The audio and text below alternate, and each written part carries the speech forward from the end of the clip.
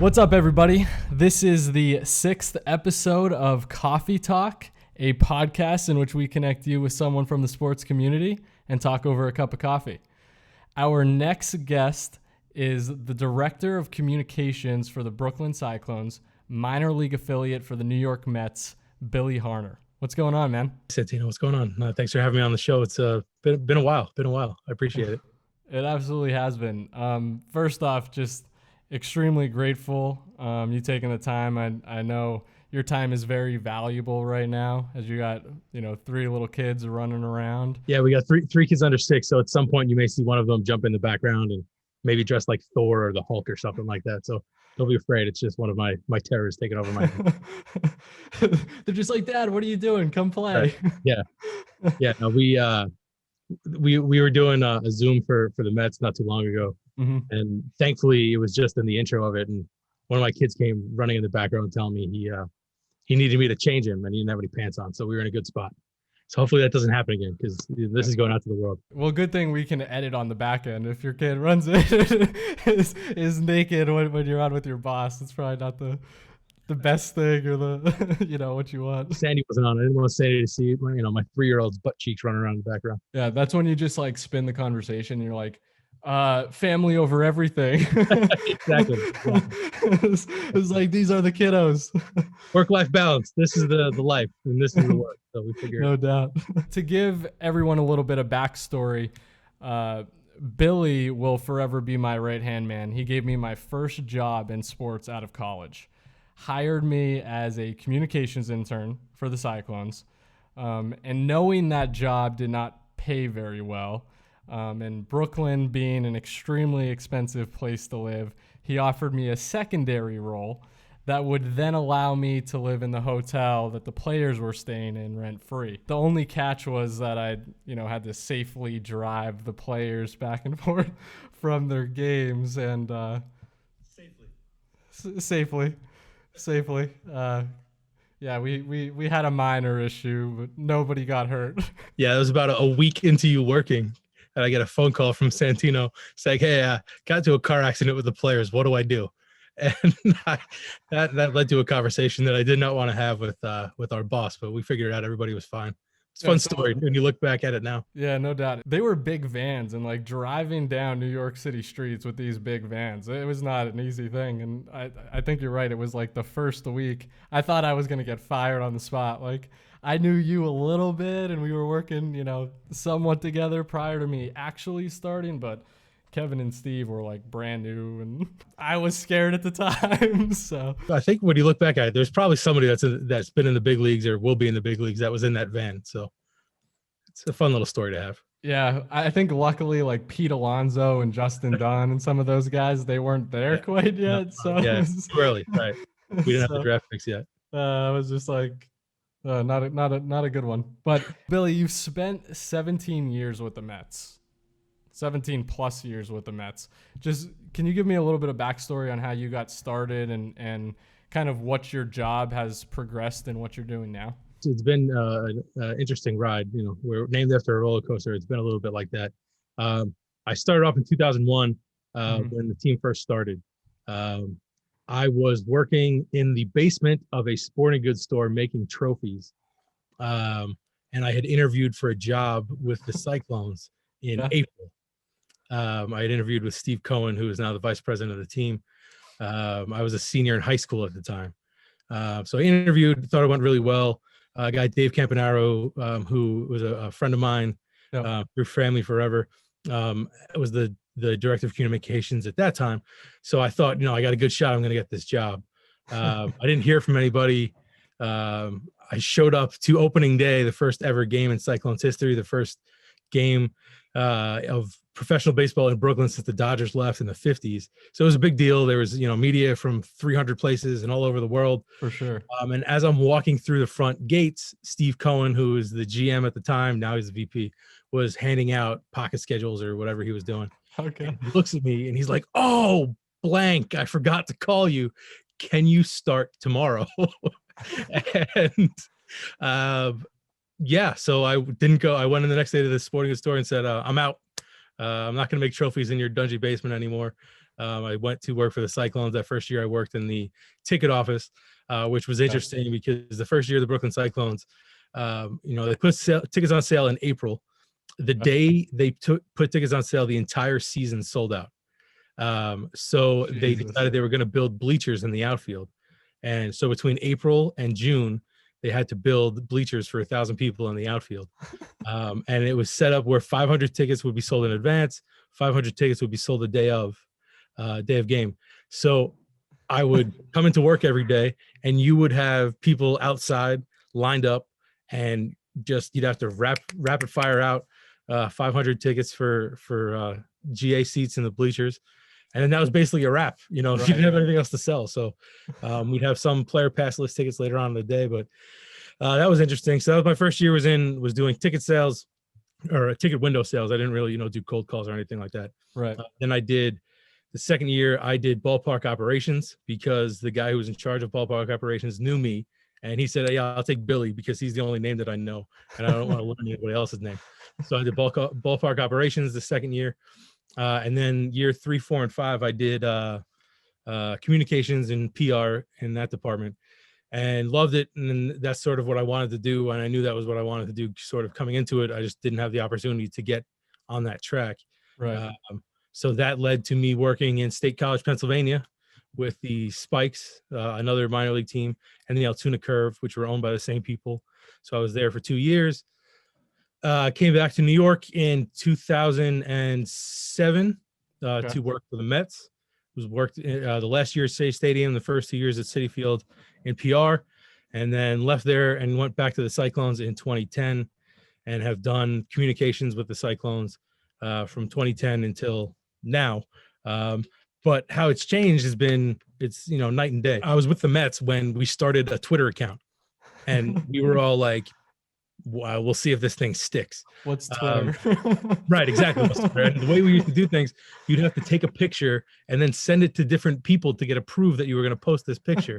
So by the time you get it approved, the press conference has been over for an hour and a half, or batting practice has been over for 20 minutes. So it wasn't quite the instant social media that, the world has become now. But that's sort of, where it was when I started and now what it's become now. And it's been a fun ride. It's been a lot of ups and a lot of downs, a lot of learning along the way. But I get to watch baseball for a living. I get to come up with wacky bobbleheads and silly promotions that make people laugh, and people that do real things for jobs. And I get to just, play basically. So it's not a bad gig. In the entertainment industry, you're kind of like painting a picture basically for a game day experience. For sure. Yeah. Minor league baseball is completely different, I think, from any other professional sport, even, collegiate sports, collegiate football, collegiate basketball. Like nobody cares when they come to a Cyclones game, what the score is or who's playing. Nobody knows who they are. Yep. Like, every now and then you'll have, that guy, that prospect, a rehab guy or whatever. You might show up and, oh my goodness, Jacob deGrom's rehabbing. This is great. For sure. And you might show up the next game and it's some 19-year-old from Venezuela and you have no idea who he is. So what we have to do is build the experience and sell that experience. And, it's completely different from selling players or, highlighting, this guy's up for the Heisman or this guy's the best pitcher in baseball or whatever. Come see Jacob deGrom strike out 15 guys. Come see, right.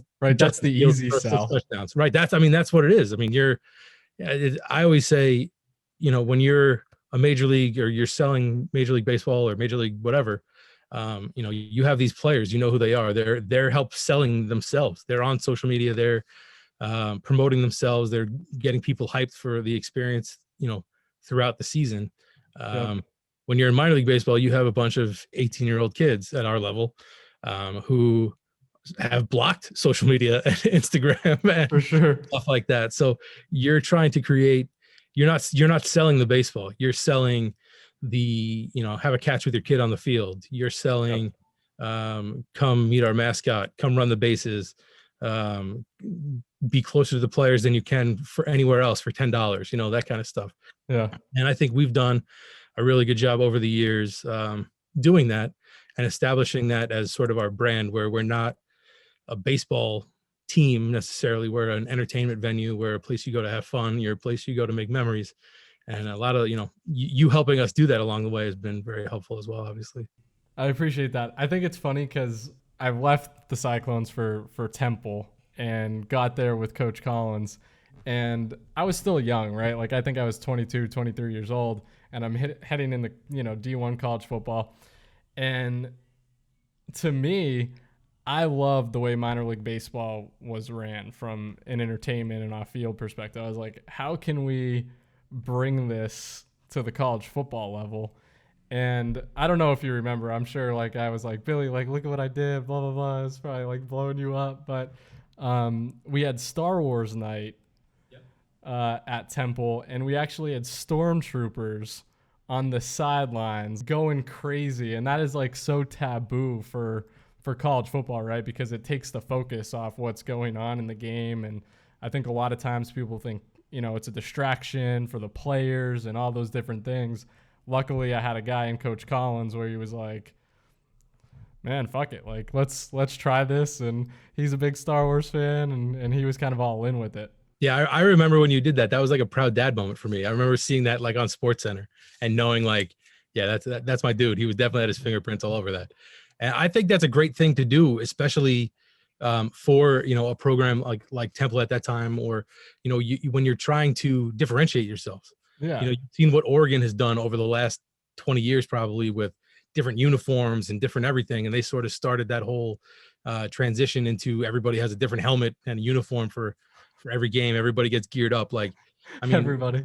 Minor league baseball has been doing that for forever. Like that's sort of the kind of thing that we tried to do to differentiate ourselves, because, we do Star Wars nights and we have Wookiees throw out first pitches and all that stuff. And, that's what people want to see. And it's just a way to make yourself stand out as a brand and, as an entertainment value for people. You could go in New York City, you can go see any baseball. You can see the Yankees, you could see the Mets, you could go to see independent league ball. You could go. Plus like the millions of other things that there are to do within a city, right? There's free street fairs, there's movies, there's, everything, like take over the streets, do whatever you want. There's cricket. If you literally named anything at any time, there's someplace probably that it's going on. And when I saw you doing the Star Wars stuff in Temple, I was like, that's my dude. And I'm pumped about that. Yeah, it was a lot of fun to do. And it was, luckily we won the game and administration was behind us and coach was behind us. So that was good. But I've learned so many different things from you over the years, right? Like being creative and bringing types of ideas like that to the table, being one of them. Very like tactical approaches to the day to day. But, and I don't know if we ever talk about this. One of the biggest things that I took away from you while at the Cyclones was your ability to stay calm under pressure. Your plate was full. From 7 a.m. in the morning, you got in, you tried to get a start on your game notes. Then you're bouncing around, you're doing social media.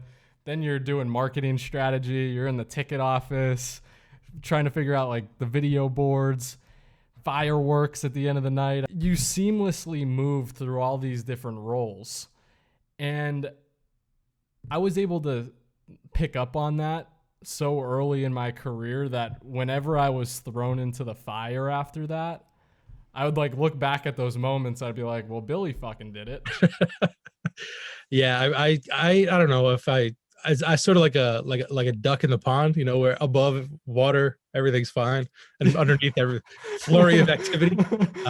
That's, I guess that's sort of how I view myself. And I say to anybody that I talk to, I had this conversation with you probably when you were interviewing for your internship. Minor league baseball, I think, is the best opportunity for people who want to work in sports to get their foot in the door, because you're going to be exposed to everything. Yep. You're going to do community relations. You're going to do marketing. You're going to do sponsorship. You're going to do sales. You're going to do PR. You're going to do everything. And by the end of the season, you're going to figure out this is not for me, or this is what I want to do. And this no is doubt. Yeah. the track that I want to go on. And in terms of trying to keep calm, I look for people when I'm hiring people. I look for people that have played sports. Yeah. And I try to get people that have played sports on like a higher level. I was never, like a superstar by any means, but I was. When you hired me, you didn't take that into account. There's a couple things. There's some methods to my madness, but I look for people that try to work in sports, because I feel like if you're playing games and you're playing, in college, or you're playing on even if, varsity high school, whatever stuff, Yeah. you're exposed to some type of pressure, Yep. and you are used to having to work in a team environment. And that's something that I'm always looking for somebody that's going to work for me. And I also look for somebody this was definitely you. I look for people that will email repeatedly and want, like, it shows to me they want this job. I mean, I get, For sure. when the end of a semester and kids realize, oh no, I got to get an internship to graduate. I get, 300 people looking for jobs. But people who like repeatedly reach out and, make an effort, that shows to me that they want this job. And that was definitely you. I remember you reached out many times until we finally got it figured out. I'm sure I was so annoying. Yeah, that was one word for it, probably. Yeah, but I mean, obviously, I have never been happier with somebody. I think the two of us not only worked great together, we had styles that worked together.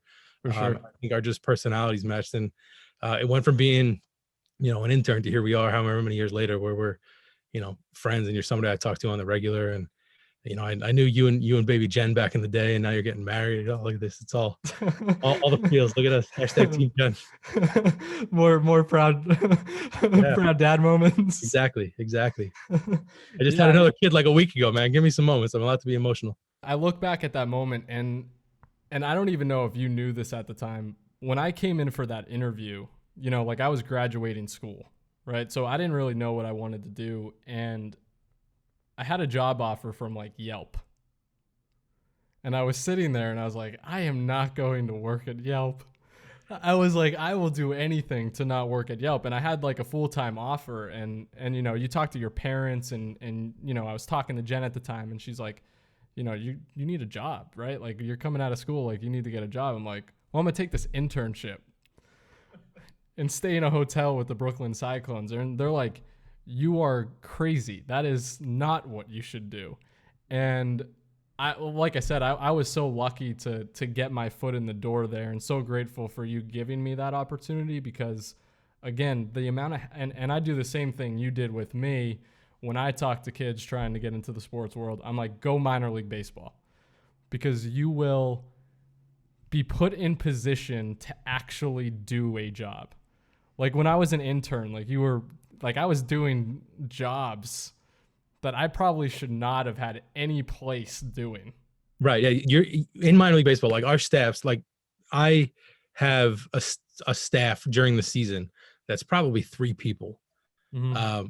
It should probably be about 10. No doubt.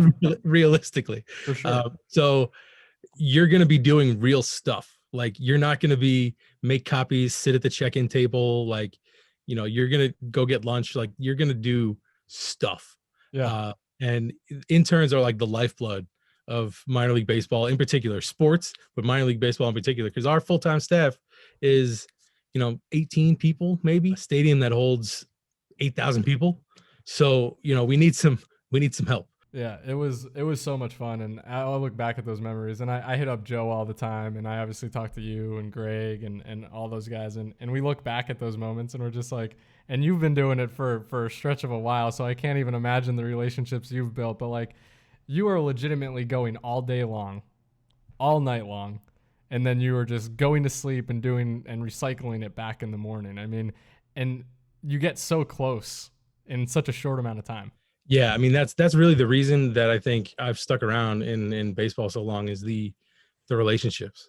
And people say that about every job, but when you're literally spending 15 hours a day, 16 hours a day during the season with people for 10 days in a row for homestands and whatever else, like, I mean, you guys are literally, I mean, you talked about Greg and you and countless other people that I've worked with. Like, Greg lives 2 houses down from me. Like, I talk to Greg probably more than I talk to my wife. Like, that's a realistic thing.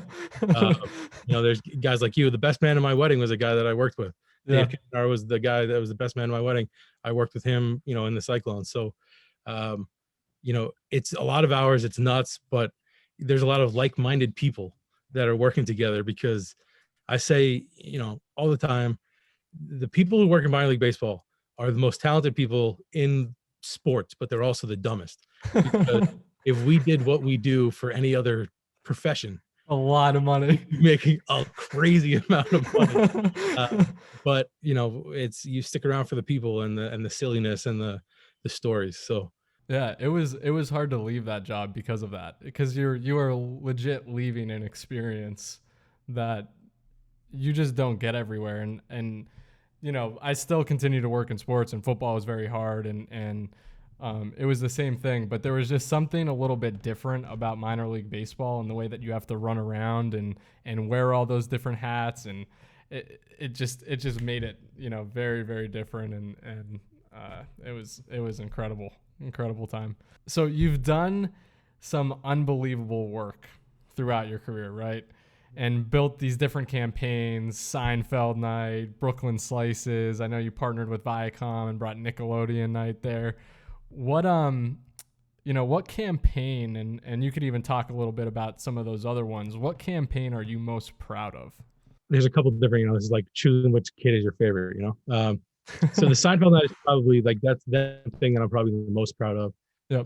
because that was such that was like an international event kind of thing. Like we had never done anything like that before. 2014 was the 25th anniversary of Seinfeld, and Seinfeld is obviously huge, but Seinfeld in New York is like it's a religion basically. Yeah. So we did our first ever Seinfeld Night in 2014, where we did a Keith Hernandez Magic Loogie bobblehead. Put it out in April. The morning show in New York on WFAN at the time was Boomer and Carton, and they were Seinfeld people. Mm-hmm. So I reached out to them and said, "Hey, I'm going to send you this release in the morning. Yep. If you guys are able to talk about it, that'd be great. I'd appreciate it." So I woke up at, the show starts at 6. I hit up the producer at like 5:30 in the morning saying, "Here it is." And I went back to sleep. And I woke up and my phone was like just destroyed. Like there was 100 text messages and 300 emails, and my phone was, there were all these missed calls. Sure. People were listening to Boomer and Carton, and they were talking about it, and they thought this was amazing. I get in my car and I'm driving to work, and I'm like, "Oh, this is going to be such a weird day." Mike and Mike are talking about it on my way into work. I was like, "Holy smokes, what is going on?" And it ended up being, we had people from 26 different states come to the game, from like 6 different countries come to the game. The first guy in line drove in from Canada and slept in the car so that he could be one of the people to get the bobbleheads. People are showing up in costumes, and I say this all the time when I talk to people about minor league baseball, and the time that I thought we did our job the best was that first Seinfeld Night, because we lost 17-2. Like it was absolutely atrocious. Like Casey Meisner pitched, Casey Meisner got destroyed, and it was just awful, and nobody left.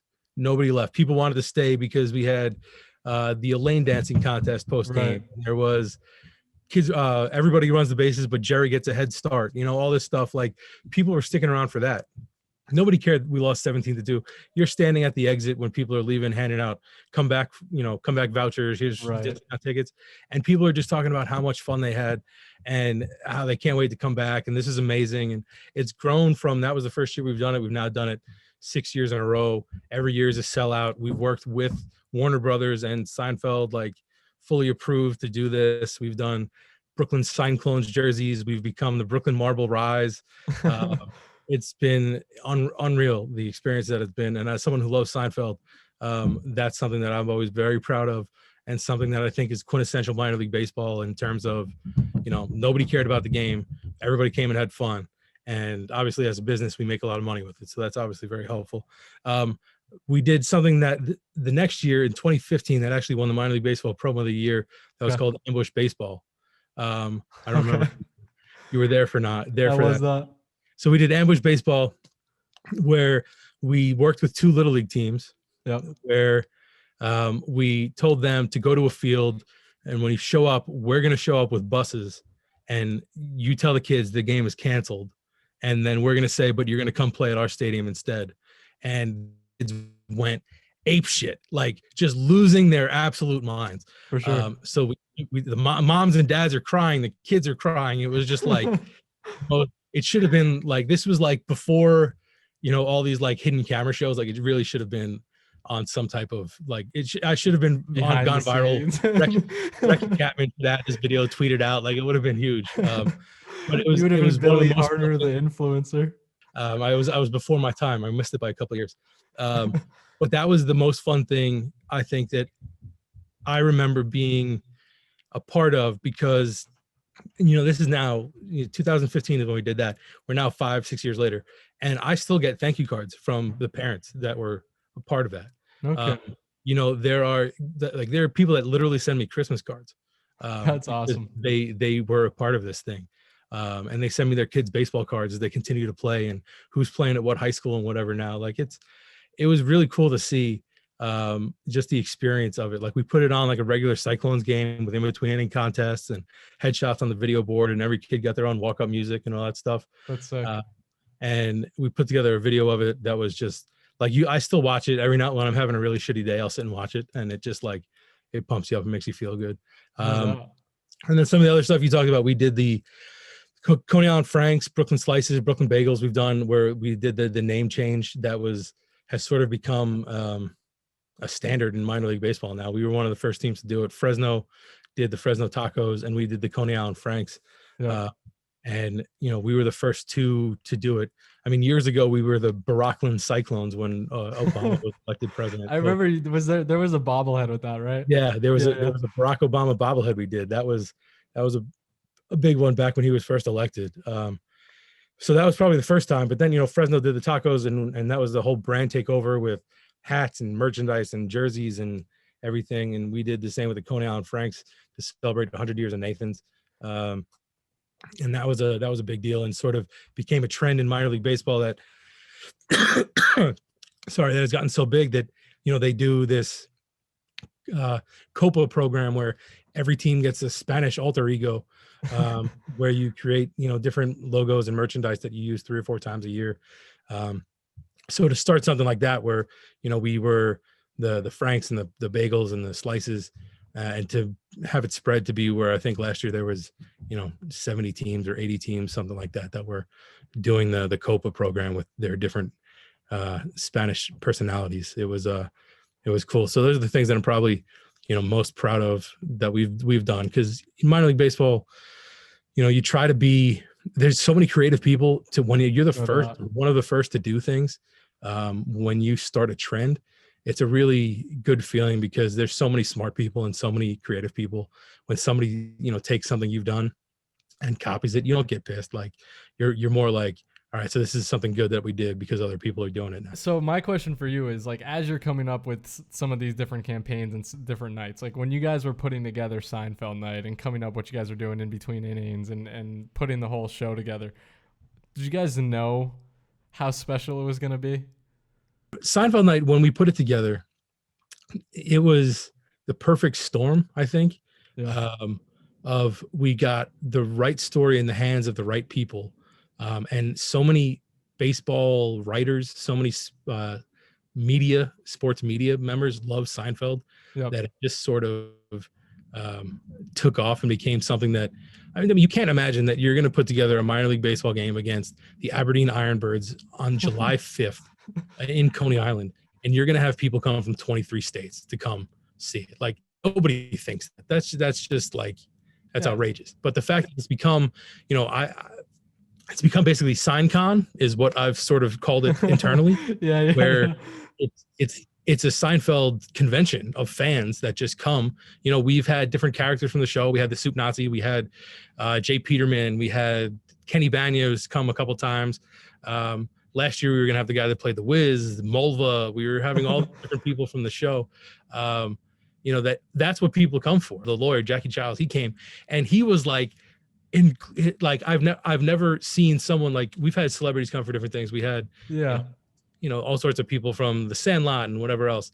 Like, Jackie Childs came, and he was literally like floored that what was going on. Like, there's dudes showing up in puffy shirts and 8-ball jackets, and we do things, and you think, all right, this is going to be really cool, but it's obviously the fans and the people that make it like what it is. Like, no doubt. I've had ideas where I was like, this is going to be spectacular, this is going to be awesome, we're going to do this, and then it's you show up and it's meh. Like, we did a Parks and Rec night. I love Parks and Rec. It's a very popular show.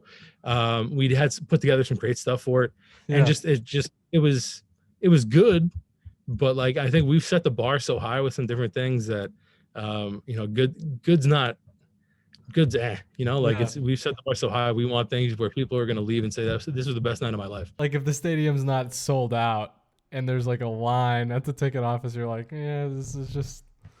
Yeah, if we have a giveaway and I look out my window at 5 o'clock and the line isn't back to my window, then I'm a little disappointed. The Parks and Rec one, I would have thought was a huge hit too. And I've been through the process of like, and again, I was still young, so I was probably a little bit shy from maybe opening my mouth fully. But I've seen how the process works, and I would sit there, and you guys would kind of be like ping ponging ideas and different things, and sometimes it was just like, we might have got stuck, and you'd go into your office, and then like half hour later come out with this like light bulb idea and put it into action. So it was cool to see how that whole thing worked. And I mean, you guys start pretty early. I mean, like you guys are starting now probably for what a season would be, right?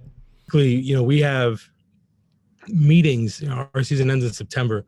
We have meetings in October and November, and by December 1st I know pretty much 80% of what I want to do in June. So when you go to the winter meetings and you're meeting with all these promo companies and you're talking about, this is the idea that I want to get done. And, particularly for us, things take a little more time because, we don't want to do the typical bobblehead. We want to do, the bobblehead that has two faces or a halo. Whatever, we come up with all these. How can we make that work? Right. So it takes a little more time. So typically in a normal season, if we were in, 2019, and this is the end of January, I've ordered most of our stuff and I know what most of our nights are going to be like. Well, it's a little bit of a different situation at this point because, we don't know when we're going to play. We don't know how many fans are going to be allowed. We don't know who we're going to play. So it's a little bit different at this point. Well, it's a good thing you're used to handling a lot of things on your plate because you wouldn't know. Greatly appreciate, you taking the time out and being on the show. My last question for you is, who would you like to see on this podcast and why? Oh boy. So let's see. You know what? Because I know you. I want to hear from some of the moms and dads who you made posters of their kids for back in the day that got you started. I want to hear from them because that is my favorite part about how you got started working in this stuff is the fact that you were hustling in a parking lot at a Little League game, making posters of kids. Like that is someone who knows what they want to do and finding a way to get it done. Follow you and what you do on social media and what your JS1 is doing and all that stuff. But you got me started on Skull Sparks. Yeah. And finding out, using them as sort of a platform to see what other people are doing. Yep. And you had Poster Swag, and you had a couple other ones that you got me hooked on. Whenever I get stuck and I want to say, I want to find something that's going to sort of spark my own imagination, I head to those spots. So I'd like to hear you collaborate with them a little bit and see what's going on. Cool. I'll reach out to Jason, see if I can get him on at some point. I don't know if I'll be able to get any of the moms on.